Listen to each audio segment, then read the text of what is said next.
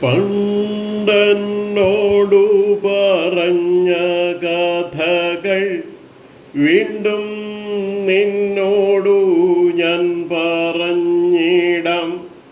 പണ്ടേ മുറ്റം കാളപ്പൂര മുറ്റം ചെണ്ടും ചേലും വീടർത്തിയ മുറ്റം കാറ്റത്താടുമുതിർമണിക്കറ്റ കെട്ടേ കൂമ്പാരം കൂട്ടിയ മുറ്റം കാലിൻ കീഴിലുതിർന്ന കതിർമണി തൂകി തൂവി നിറഞ്ഞതു മുറ്റം തത്തേ തത്തേ നടക്കം നിറയെ കൊത്തേ കൊക്കു തുറന്നു ചിരിക്കാം. പ്ലാവിൻ ചൊട്ടിലെ പൂഴിയിൽ നീട്ടി പാടിയിട്ടിരി നേരം മയങ്ങാം. കടമ്പനിട്ട രാമകൃഷ്ണൻ്റെ കോഴി എന്ന കവിതയിൽ നെഞ്ഞത്തടക്കി പോറ്റിയ കുഞ്ഞുങ്ങളെ കുത്തിമാറ്റുന്ന വേളയിൽ അമ്മക്കോഴി പറഞ്ഞു കൊടുക്കുന്ന പുരാവൃത്തമാണിത്. ചീഞ്ഞ ശവങ്ങളിൽ കുത്തി കത്തുമീ വിശപ്പാറ്റുന്ന വേളയിൽ പറയുന്നതാണിത്. കൂട്ടത്തിൽ ഇതും കൂടി: ആരോ പണ്ടു മെനഞ്ഞ കഥയോ നേരാ ഞാനറിഞ്ഞിലിന്നോളം സൗഖ്യം. വർത്തമാനകാല ജീവിതം കലുഷിതമാവുകയും ഭാവിയെക്കുറിച്ചുള്ള നിരാശാഭരിതമായ ആശങ്കകൾ നിലനിൽക്കുകയും ചെയ്യുമ്പോൾ പിന്നെ ഏക ആശ്രയം ഭൂതകാല പൊലിമകളിൽ അഭിമാനം കൊള്ളുക എന്നത് മാത്രമാണ്. വൈക്കം മുഹമ്മദ് ബഷീറിൻ്റെ ഭാഷയിൽ പറഞ്ഞാൽ എൻ്റെ ഉപ്പാപ്പയ്ക്ക് ഒരു ആനയുണ്ടായിരുന്നു പോലെ. ഇത്തരത്തിലുള്ള സമ്പൂർണതയുടെ ഒരു ഭൂതകാലം എല്ലാ മാനവ സംസ്കൃതികളുടെയും പൈതൃക സ്വത്താണ്. മലയാളത്തിൻ്റെ അത്തരം പുരാവൃത്തങ്ങളിൽ ജീവിതഗന്ധിയും കാലത്തെ അതിജീവിച്ച് നിലനിൽക്കുന്നതുമാണ് ഓണം. കള്ളവും ചതിയും കാപട്യവും വിവേചനവും കൊടികുത്തി വാണിരുന്ന 18-ാം ശതകത്തിൻ്റെ അവസാനത്തിലോ 19-ാം ശതകത്തിൻ്റെ ആരംഭത്തിലോ എഴുതപ്പെട്ട മാവേലിപ്പാട്ടിൻ്റെ സൗന്ദര്യവും ലാളിത്യവും മാത്രം മതി ഓണത്തിൻ്റെ ഗൃഹാതുര സ്മരണകൾ വ്യക്തമാകാൻ.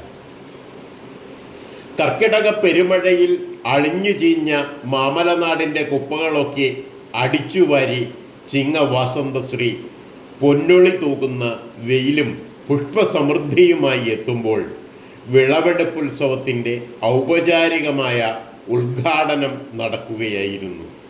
പണ്ട് കന്നിക്കൊയ്ത്തിനു മുന്നേ പുത്തരിയുണ്ണാൻ വിതച്ച ഓണാട്ടൻ കൊയ്ത്താണ് ഈ ഉദ്ഘാടനം എന്ന് പറയുന്നത്. കൂടാതെ മത്ത, കുമ്പളം, വെള്ളരി ഇത്യാദി മലക്കറികളുടെയൊക്കെ കന്നിക്കായ്കൾ വിളഞ്ഞ് പാകമായി കഴിഞ്ഞിരിക്കും. കർക്കിടക വറുതികളുടെ അറുതി കൂടിയാണ് ഓണക്കാലം. ഓണാഘോഷങ്ങളുടെ വൈവിധ്യങ്ങൾക്കും അതിലേറെ വൈവിധ്യങ്ങളെക്കാൾ ഏറെ വൈവിധ്യമാർന്നതാണ് ഓണത്തെക്കുറിച്ചുള്ള ഐതിഹ്യങ്ങൾ. ഏവർക്കും സുപരിചിതവും കേരളോൽപ്പത്തിക്കും മുമ്പെന്ന് വ്യാഖ്യാനിക്കപ്പെടുന്നതുമായ വാമന അവതാര കഥയും പാതാളവും ഒക്കെ അവിടെ നിൽക്കട്ടെ. കാരണം വാമനൻ്റെ തിരുപ്പാദം പതിഞ്ഞ തിരുപ്പതിയും മഹാബലിപുരവും നമ്മുടെ തിരുക്കാൽക്കര എന്ന തൃക്കാക്കരയ്ക്കൊപ്പം വാമനാവതാരത്തിന് അവകാശം ഉന്നയിക്കുന്നുണ്ട്. നമുക്ക് ഓണത്തിൻ്റെ ചരിത്ര പശ്ചാത്തലത്തിലേക്ക് കടക്കാം. AD 4-ാം ശതകത്തിൽ കേരള തലസ്ഥാനം തൃക്കാക്കര ആയിരുന്നുവെന്നും ഓണാഘോഷം നടപ്പിലാക്കിയത് അന്ന് ഭരിച്ചിരുന്ന മന്ധാതാവ് എന്ന മന്നരാജാവായിരുന്നെന്നും അലഹബാദ് ലിഖിതത്തിൽ പരാമർശിക്കുന്നുണ്ട്.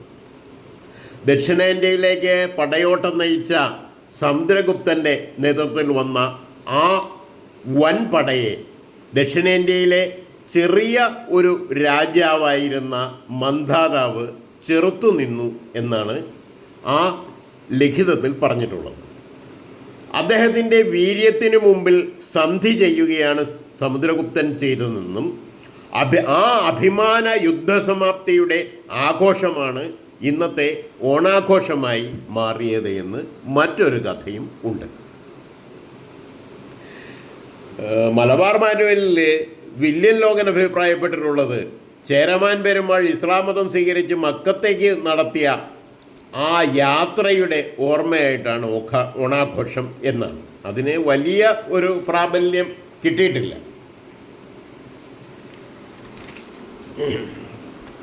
ഓണം മലയാളിയുടെ കാർഷികോത്സവമാണെങ്കിലും അതിൻ്റെ ആവിർഭാവം കേരളത്തിന് പുറത്താണ് എന്ന ചരിത്ര പാഠങ്ങളിൽ ഒതുങ്ങി നിൽക്കാതെ ഓണത്തിൻ്റെ വേരുകൾ തേടി ഭാരതത്തിന് പുറത്തേക്കും സഞ്ചരിച്ചയാളാണ് NV കൃഷ്ണവാര്യർ.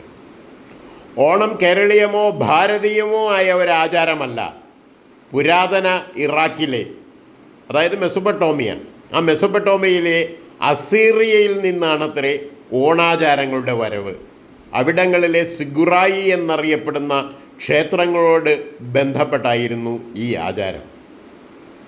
അസീറിയക്കാർ ക്രിസ്തുവിന് 2000 ആണ്ടുകൾക്ക് മുമ്പ് ഭാരതത്തിൽ എത്തിച്ചേരുകയും തെക്കേ ഇന്ത്യയിൽ വാസമുറപ്പിച്ചതോടെ തുടങ്ങിയ ആചാരമാണത്രേ ഓണാഘോഷം. ഈ അസീറിയയിൽ നിന്ന് വന്നവരാണ് ഈ ദക്ഷിണേന്ത്യയിലെ ആദിമ ദ്രാവിഡ സംസ്കാരം എന്ന് നമ്മൾ അറിയപ്പെടുന്നത്. തൃക്കാക്കരയപ്പൻ്റെ സങ്കല്പത്തിലുള്ള സ്തൂപികാഗ്രരൂപം അസീറിയക്കാരുടെ സിഗുറായി ക്ഷേത്രത്തിൻ്റെ മാതൃകയാണ് പോലും. അങ്ങനെ വരുമ്പോൾ മലയാളിയുടെ ഓണാഘോഷത്തിന് 4000 വർഷത്തെ പഴക്കവും വലിയൊരു സാംസ്കാരിക പൈതൃകവും അവകാശപ്പെടുവാൻ കഴിയുന്നുണ്ട്. അസീറിയയിൽ നിന്ന് വന്ന ഈ ആദിമ ദ്രാവിഡരാണ് അസുരന്മാർ എന്ന് വിശേഷിപ്പിക്കപ്പെട്ടതത്രേ. അസീറിയ, അസുരന്മാർ എന്നത്രേ പദത്തിൻ്റെ ഉൽപ്പത്തി. അതിലും അല്പം യുക്തിയുണ്ട്. ആര്യന്മാരെ സംബന്ധിച്ചിടത്തോളം അവർ ഹിമാലയത്തിലെ ചുരങ്ങൾ കടന്ന് ഭാരതത്തിലെത്തിയിട്ട് ഗംഗാതടത്തിലാണ് അവരുടെ ആവാസ കേന്ദ്രമാക്കി മാറ്റിയത്. ആ ഗംഗാതടത്തിൽ വെച്ചാണ് വേദങ്ങളും ഇതിഹാസങ്ങളും പുരാണങ്ങളും ഒക്കെ രചിക്കപ്പെട്ടത് തന്നെ.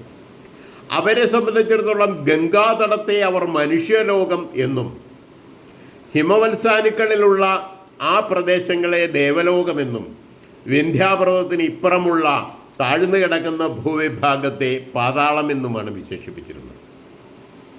ഗംഗാതടത്തിലുള്ളത് മനുഷ്യലോകമെന്ന് പറയുമ്പോൾ അവർ മാത്രം മനുഷ്യർ.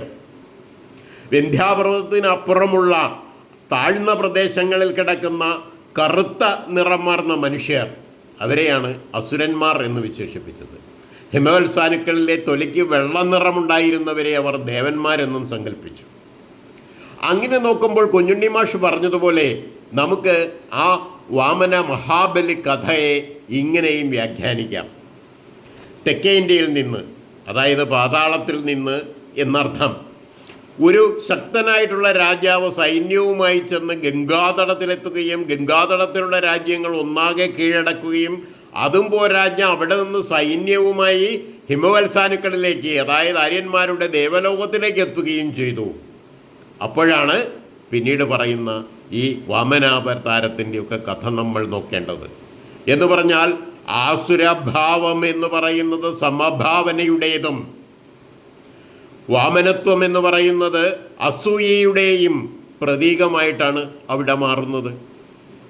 പാതാളത്തിൽ നിന്നെത്തിയ രാജാവിനെ വീണ്ടും അവിടേക്ക് തന്നെ ആട്ടി ഓടിച്ചു, അതിന് കുതന്ത്രങ്ങൾ പലതും പ്രയോഗിച്ചു എന്നുകൂടി നമുക്ക് വ്യാഖ്യാനിച്ചെടുക്കാം.